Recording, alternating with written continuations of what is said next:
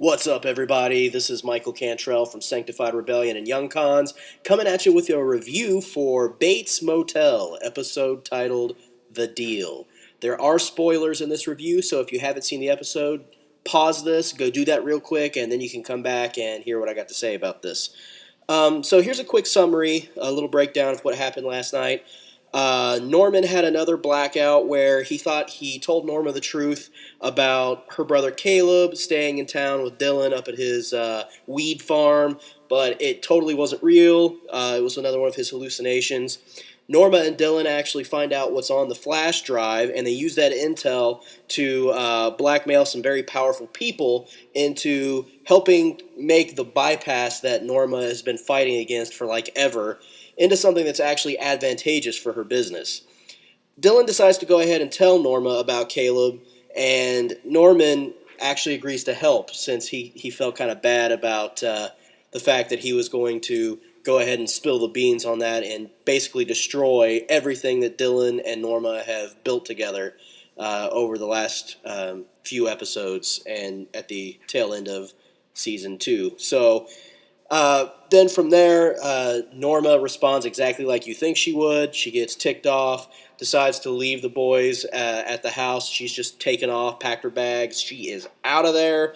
This, of course, causes Norman to have a complete and total mental breakdown as he is slowly but surely losing his mind and becoming absolutely obsessed with his mother. So that's a basic overview of what happened in the episode. As far as what I really liked the pacing of this episode. Thought the writing was very strong. I think that this particular episode pushes the narrative a little bit further than the last couple episodes have, where you're really starting to see Norman's mental stability start to break down, and he's really starting to come unglued.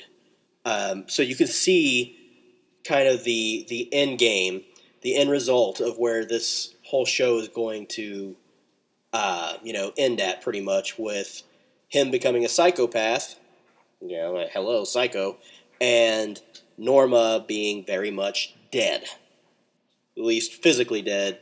She's obviously going to live on in Norman's fragile, broken psyche. So I really like that this pushes that narrative along, and you really start to see where this is headed, and it's going to be a train wreck. There's a lot of great, character development. As I said, with Norman, he really is starting to lose his marbles, and he's just really becoming obsessed with his mom. It's quite creepy. The actors, Freddie Highmore, I'm not sure how you pronounce that. He did a great job in this episode. He's done great the whole series, but this is really an episode where I think he shines. The acting in general was stellar from the whole cast. But again, Freddie seemed to really do a good job here.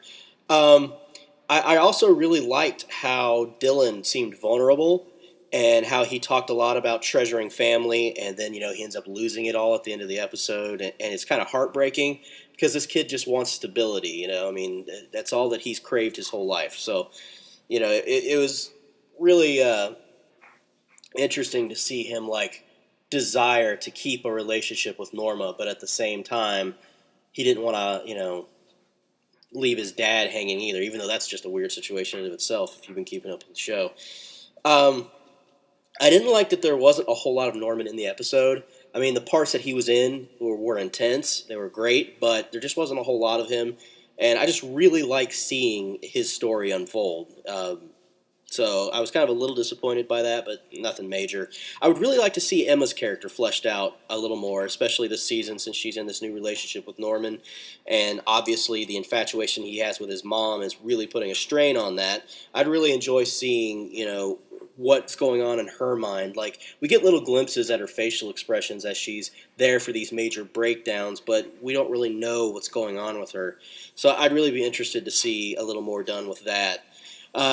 As far as some themes that I noticed from this, it's one of the themes was to me that stuck out was overprotection from a mom especially causes weak, dependent men. That's the last thing this country needs right now is weak, dependent men. We need strong, independent men who can pull themselves up by their bootstraps, who don't need mommy to handhold them. and work for a living, don't live in mom's basement, aren't 30 going on 10, that kind of deal. And also the whole deal with family. That's a big theme in this whole show, but it is really prevalent in this particular episode. Uh, as children, we need family. We need a strong mom and a strong father figure in our lives. And when those things are absent or the relationship there is strained or broken in some way, it usually doesn't end well for the child. And we have plenty of evidence to back this up in the real world, and I think there's a lot of good stuff that points that out in this show as well. And that's just really interesting to me, especially when we live in this liberal culture that really frowns upon traditional displays of masculinity and traditional family roles and things of that nature. So I find these themes to be very interesting, engaging on a spiritual, psychological level. Overall, I give the episode an 8.5 out of 10. I thought it was really, really good, and I'm looking forward to seeing what else they have in store for us the rest of the season. All right, guys, that's all I got for this one. I will see you next time.